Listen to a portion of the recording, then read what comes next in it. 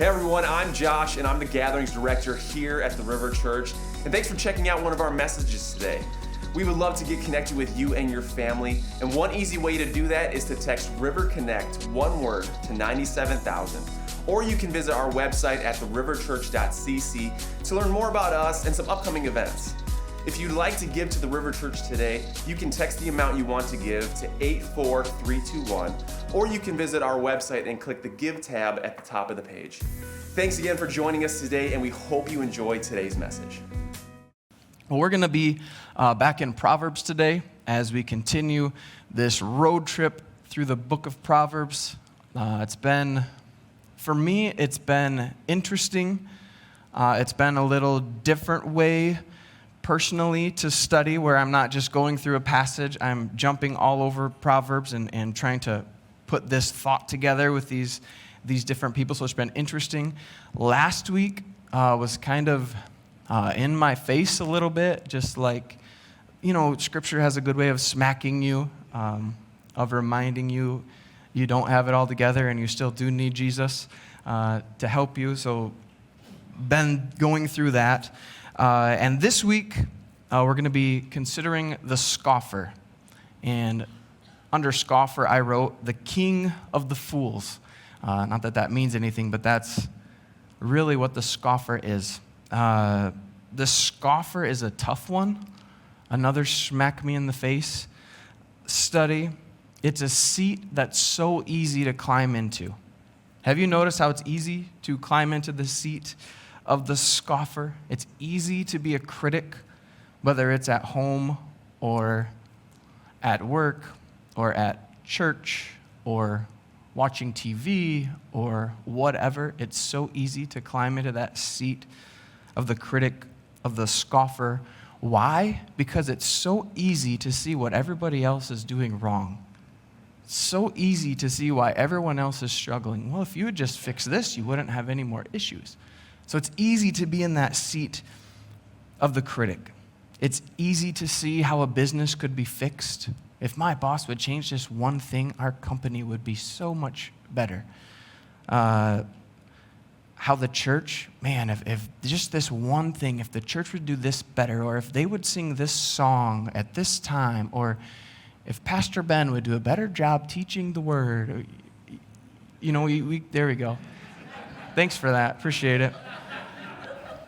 I guess I set that on a tee for you, didn't I?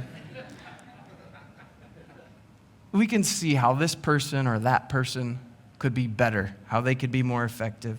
I think just an illustration for this is sports talk shows or sports analyst. I mean, one of the leading analysts, if you watch sports, you know who I'm talking about right now, makes his living at being critical, at making ridiculous statements, whether they're true or not, and people seem to eat it up, and he can be dead wrong 90% of the time, and he still has a voice after the next game or talking about the next person. They could be wrong, but they talk with all this authority. I think of watching sports with one of my children. I won't tell you which one, but we can be watching a football game, and this person, this kid, might be a boy, might be a girl of mine, watching, they see what's happening, and somebody gets tackled or somebody misses a shot, and they're like, man, if they would have just ran a little bit faster. And I get so frustrated listening to this unnamed child saying this stuff because I'm like, they're probably trying their best. Like, they're professionals. They can run faster backwards than we can run forwards. And it gets so frustrating, but that's how the critic works. It's so easy to sit at home and watch the game and see why this team fails. I was going to insert a Lions joke, but I won't. It's too easy. But I think of myself watching these sports and getting emotionally invested, like, man, make a layup or make that shot or whatever. And then I go out in the driveway with my kids and, I miss a layup against my 9-year-old daughter. Like, it's easy to be critical is what I'm trying to say. It's easy to scoff. And then you think about social media, like, we won't even go there, how easy it is to be critical on social media, where you can hide behind a false name or just nonsense. But it's so easy to be critical. I think we could acknowledge that. It's easy to climb into the seat of the critic or the scoffer. And it's like the longer that we're there, the harder it is to get out. Like the more authority that we think we have, or the more courage that we get to scoff. And we can sit in this seat, and after a while, maybe we're not even aware that we're just a perpetual scoffer, where we're like super glued to this seat. And many people will waste their life away stuck in the seat of the scoffer. And I'm sure you know people like that. I don't encourage you to scoff against them, but we know we have people in our lives that, man, I'm not even going to say a word around them because they're going to scoff me or they're going to be critical. We know that. So I guess the thought is if we're aware that we are in the seat of the scoffer, or if we evaluate ourselves and we consider, am I a scoffer? The encouragement is get out, jump out, run away. Psalms 1:1, I'm going to try to paint this picture of the scoffer, but Psalms 1:1, blessed is the man who walks not in the counsel of the wicked, nor stands in the way of sinners, nor sits in the seat of the scoffers. So defining a scoffer, I think we all have an understanding of what a scoffer is, but in my brain, the way I put it together was how I define a scoffer is the person that says, I know best, you all are stupid, and here's why. Right? Simple definition, help us understand what a scoffer is. It may not be that extreme that we're in that position where we scoff and we know best and everyone's stupid. Here's why you're stupid, because I know everything. It might not be that extreme, but I think we can see how we can get to that place very quickly, where our scoffing just takes us to a place, or our criticism takes us to a place where we'd never thought we would be. But man, once we start scoffing, it can leave us stuck there.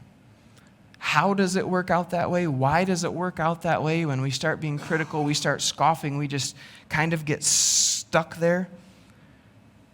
Because the scoffer is fueled by pride. Proverbs 21:24, scoffer is the name of the arrogant, haughty man who acts with arrogant pride. So how do we get in this place of a scoffer? It's pride. And as our pride grows, the scoffing grows, and the bad choices and the treating people horribly, that stuff grows, and we feed on that. I think of myself as a kid. First of all, I'll say the scoffer has this idea that they don't need to listen because they already know what's best.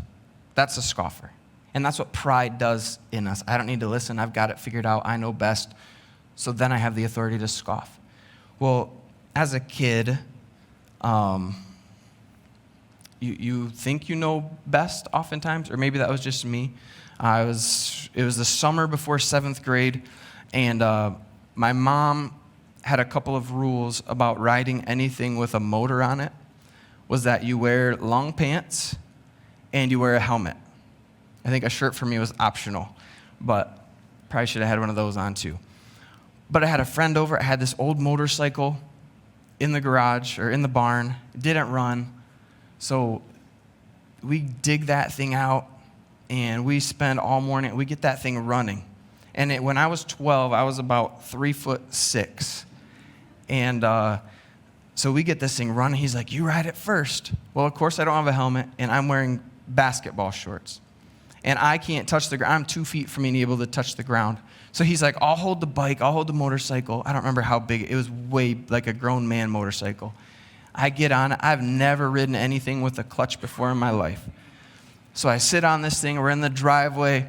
And he's like, it's in first gear. The clutch is down. Just turn the throttle and ease off the clutch.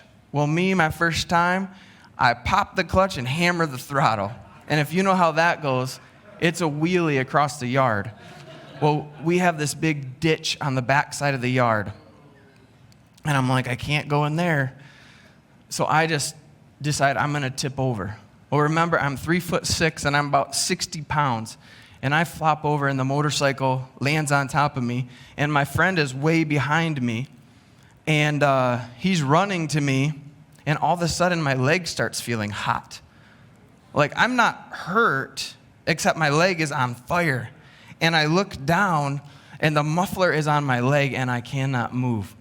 The bike's still going, and it is just burning my leg so badly. I still have a scar on my leg. Why did that happen? Lots of dumb reasons lead us to that.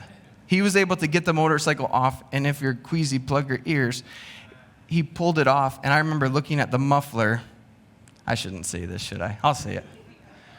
My leg is on the muffler, and the rest of my leg is attached. And I'm like, this hurts really bad. But my mom had told me to wear pants and a helmet, whatever. My leg just melted off. I'm like, I am going to be in big trouble because I didn't wear pants. And my leg hurt so bad. So I'm like, I can't tell my mom, which is what? It's pride. My mom can't know I screwed up. So this pride, first it was scoffing, and the scoffing came from pride where I can handle it. And now the pride is going to take me down this road of making even worse choices.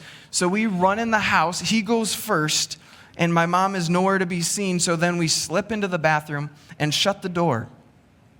And he's like, we got to get this cleaned out. And he looks in the cabinet. He finds a big bottle of peroxide.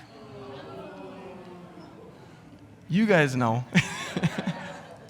And then he squirts that all over my burn. And I can still feel it now, I think. And I don't know that I screamed out loud, but I remember my mom banging at the door. What are you guys doing in there? I'm like, don't worry about it, Mom. It's okay.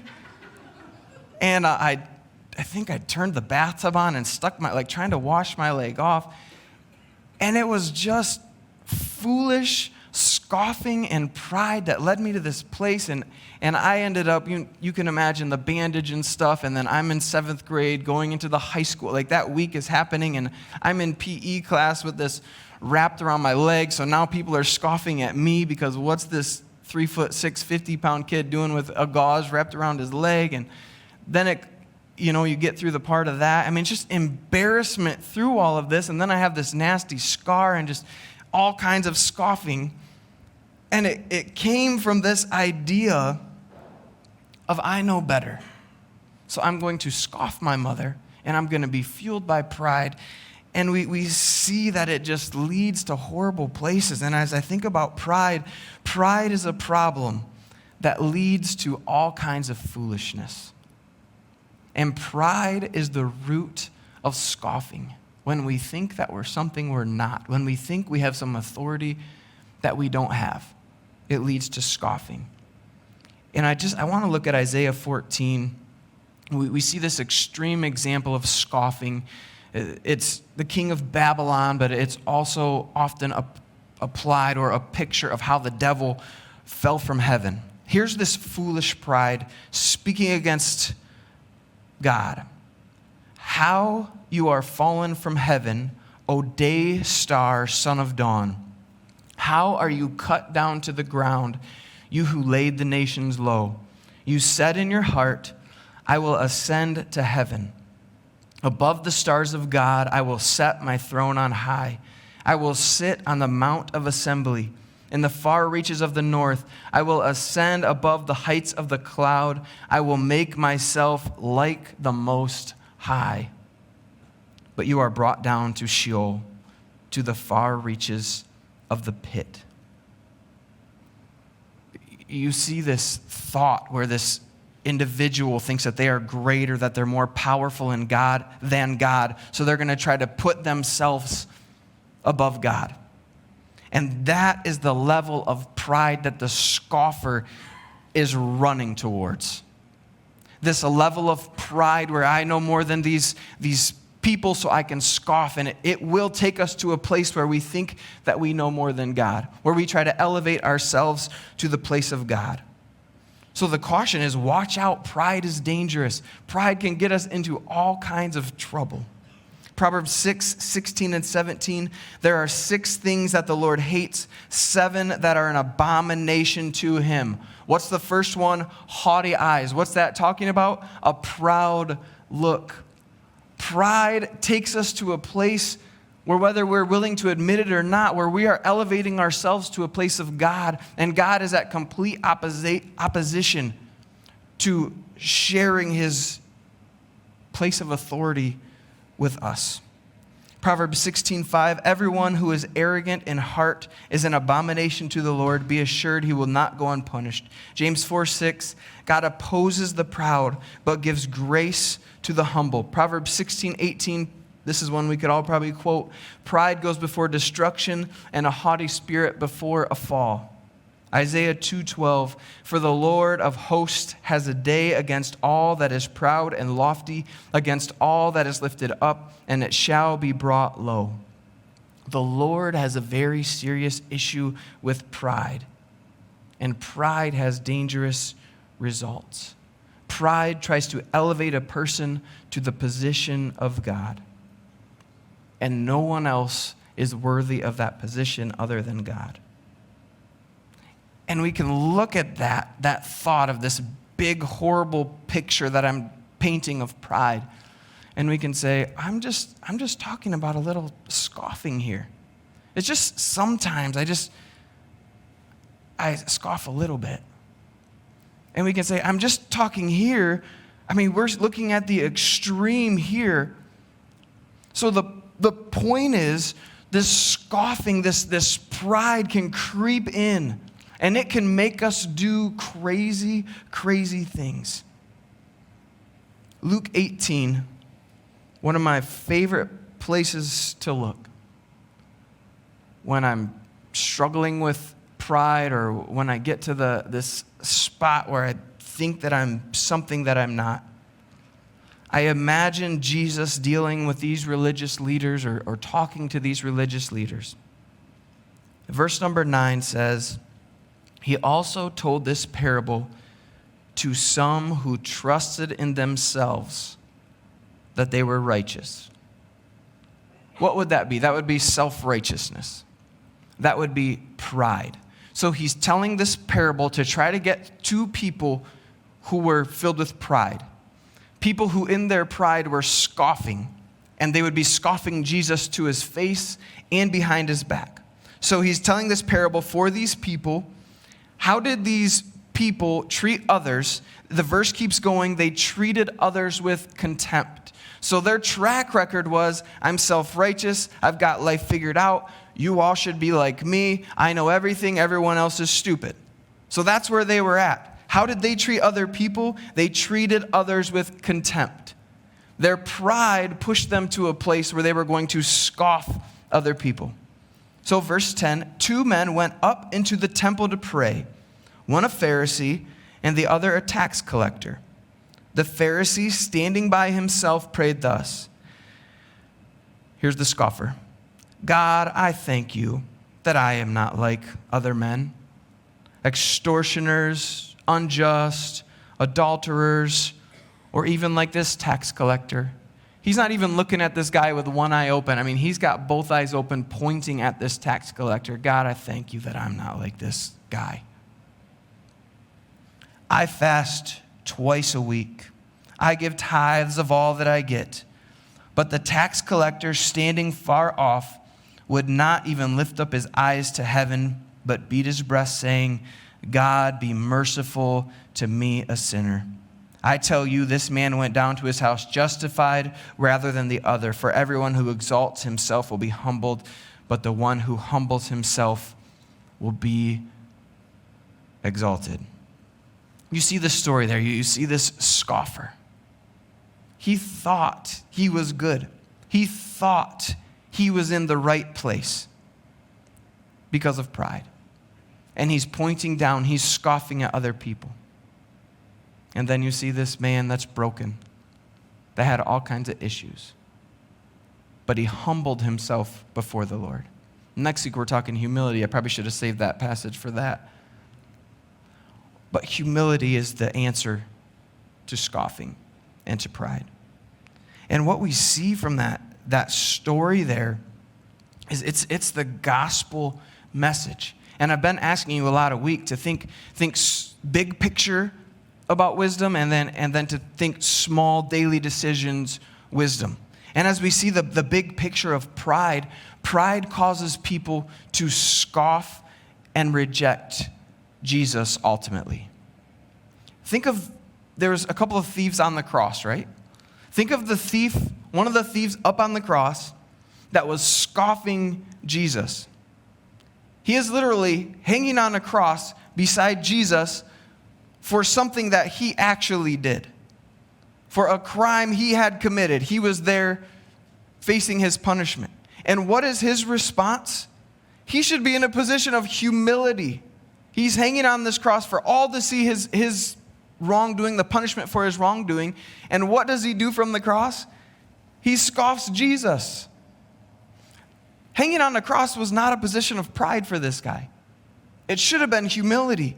But even in that crazy situation, he was willing to scoff. And we can look at that and say, what are you doing? How are you filled with pride? You should be in humility. You should be begging Jesus for forgiveness here.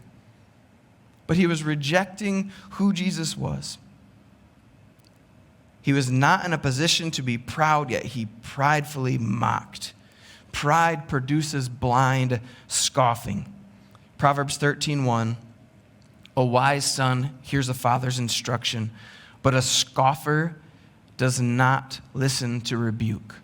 And that guy eventually gets rebuked by the other guy on the cross, right? And then that guy gets a promise from Jesus, today you'll be with me in paradise. But I think back to the earthly ministry of Jesus.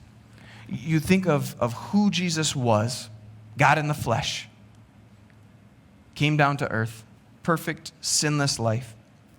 What he claimed to be, the door, the light, the life, the Messiah, the resurrection and the life, all these claims from Jesus.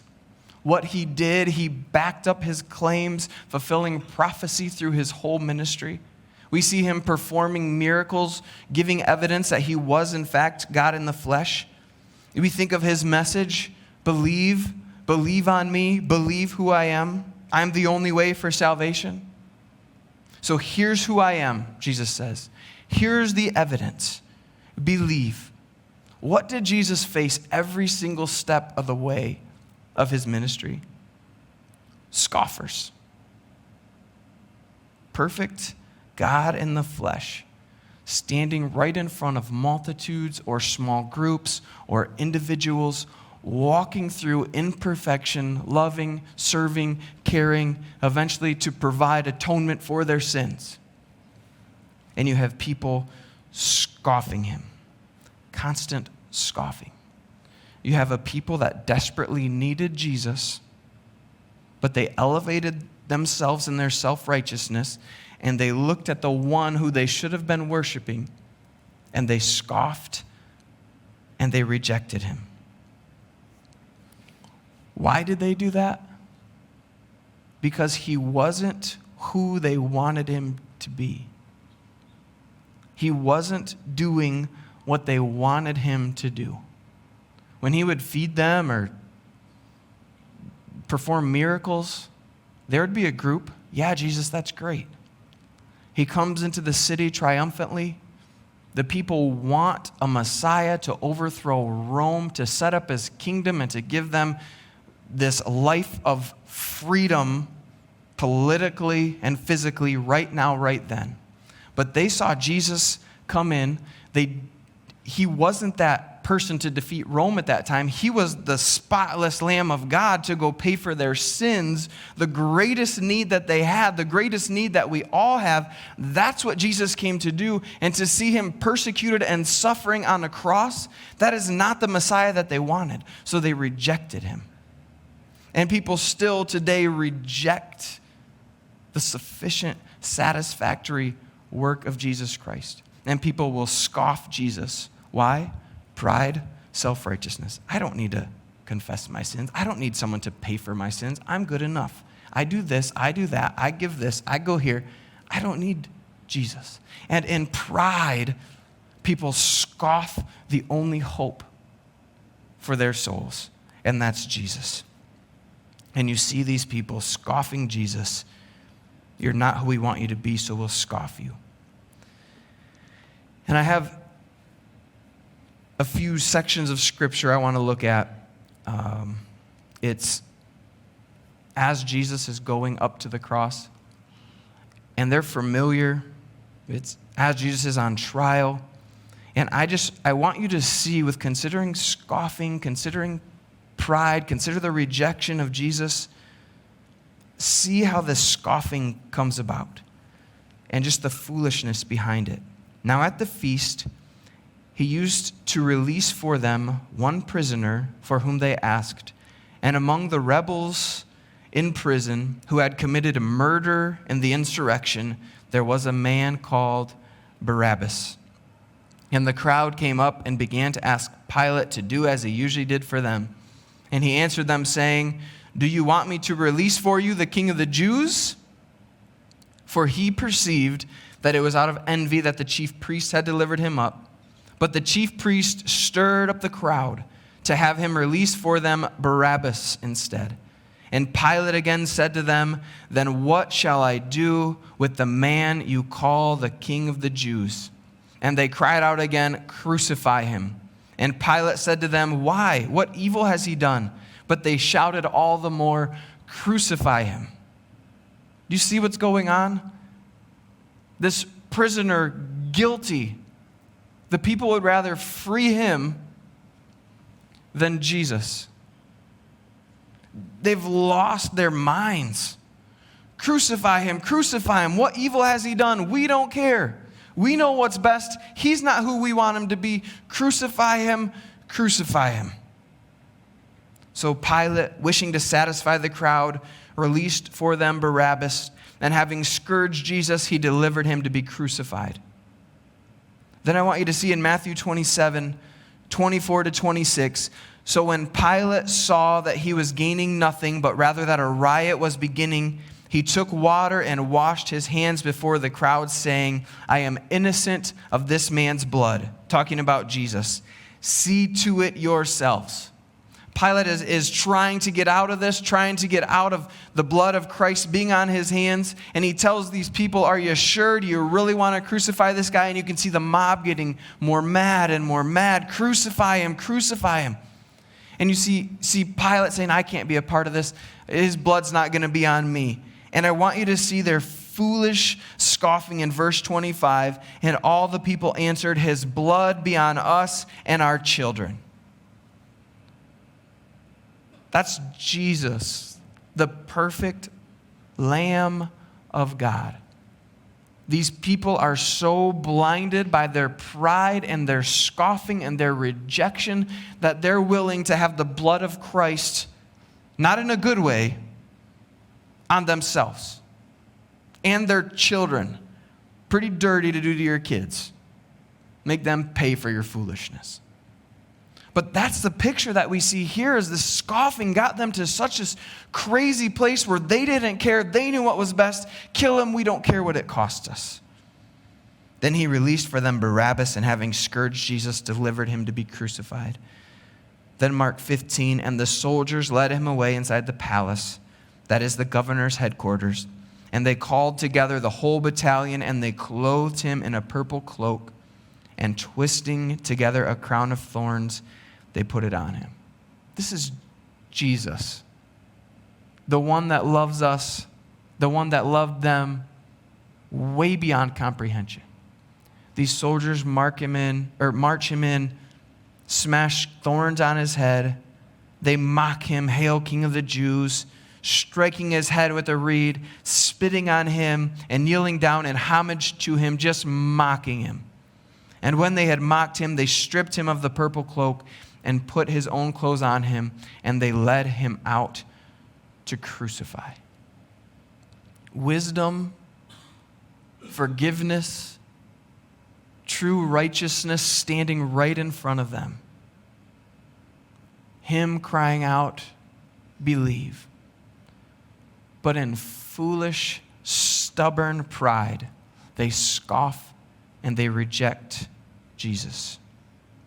They climbed into the seat of the scoffer and they glued themselves there, and it cost them dearly. Now, ultimately, I'm so thankful Jesus stayed faithful through all that. He went to the cross. He shed his blood. He paid the price. He took God's wrath on himself, the wrath that every single person deserves for their sins. I'm so thankful he did that, and he died and he rose again victorious. But it's pretty sad along the way, the way that people treated Jesus, right up to his death. And we can look at those people and we can say, how foolish. How could you do that to Jesus? All that he proved, all that he did right in front of you, how could you treat Jesus this way? We can do all that, all while we sit on the seat of the scoffer in other areas of our lives. I told you this smacked me in the face. It's easy to look at other people's failures and say, this is how you could fix it. But we sit there in a position of pride and scoffing. Now, do understand there's a time when we come alongside each other and encourage each other and help each other. I'm not saying that. But what I'm saying is we have to be very careful to not sit in the seat of the scoffer as we look out across people making all kinds of mistakes. Because sometimes a scoffer sits there and quietly scoffs, and their heart gets harder and their pride builds and the glue gets stronger, and they just end up on the seat of the scoffer, bringing destruction to their own lives. So here's the thought. If you can recognize that you're in the seat of the scoffer, jump off. If you're still in that place where you can see it, jump off. Proverbs also warns about warning the scoffer because they're not going to listen and they're not going to hear. So it's a tricky situation. Get out of that seat. It's not where you want to be. You might think it's great, and when you're there, it might feel like you're on top of the world, but it's not as great of a seat as you think it is. Think back to the devil trying to elevate himself above God. Didn't work out very well for him. This was probably the summer after the motorcycle accident. My dad and mom and I were doing some landscaping, and we had this big pile of field rocks way back, I don't know, a mile back in the field or something, around our big oak tree where all our dogs were buried. But we would go back there and we'd get a bucket full of rocks. Well, usually on the tractor, my dad drove and I sat beside him while my mom was with us. So I rode in the front of the tractor in the bucket. And it was a mowed lane, like it was safe to ride in the bucket as we went down. And my dad's just flying. At the end, there was a little ditch. You had to slow down so you didn't get chucked out of the bucket. Well, somehow, I don't know how it happened, when it happened, I'm in the front of the bucket. This is an old tractor. It has the tractor bucket, if you could imagine, and then there's like 8 little spears sticking out of the front of the tractor for cleaning out the barn, the front of the bucket for cleaning, so you can scrape. You can take the bucket off and it's a scraper. They're kind of rounded off, but still wouldn't feel too good if you got impaled by one. So I'm in this bucket. We're flying down the lane. I remember sitting on the top of the bucket, my feet in the bottom, and just enjoying the trip back there, the wind blowing, I'm on top of the world, sitting in the front of the tractor like life can't get any better than this. And all of a sudden, I remember flying through the air. A woodchuck had put a hole in the lane my dad didn't see. The tractor tire went down and it just shot me out of the tractor. Well, the tractor's moving, I'm moving. If I hit the ground, if my dad doesn't stop, he's running me over. Well, he hammers the brakes. That tractor I still own the tractor, doesn't have very good brakes. But he did his best to stop So as he's stopping, he's catching up to me, and I just remember those spikes hitting me in the back of the leg, and then kind of just scraping my whole body up my back, missed my head. But he was able to stop before he ran me over. And I just remember them being so scared and so frantic, and rightly so. I could have died there. I thought I was in this great safe seat. I thought life was fantastic. And then all of a sudden, I could have been dead. The seat of the scoffer can feel like that. I've got life figured out. Nobody else does. Here's why. Life is great. But we don't stay in the seat of the scoffer forever. Get out of the seat of the scoffer. Proverbs 30:32, if you have been foolish, exalting yourself, or if you have been devising evil. I love this simplicity of the scripture. Put your hand on your mouth. Isn't that a wonderful picture? If you're in the seat of the scoffer, if I'm in the seat of the scoffer, and we can still recognize it, our response, stop being a scoffer. Stop doing that. The secret to all of that is humility. To shutting our mouth is humility. To getting out of the seat of the scoffer is humility. But we need the Lord's help. Humbly ask for the Lord's help. He is the hope for the scoffer. Just as he is the hope for the world, as he's the hope for the sinner, Jesus is the hope for the scoffer. Now, I don't know where you're at with this. I don't know if I ticked you off today and made you scoff more at me. But I know me, and I know it is so easy to climb up on that seat and scoff and know better.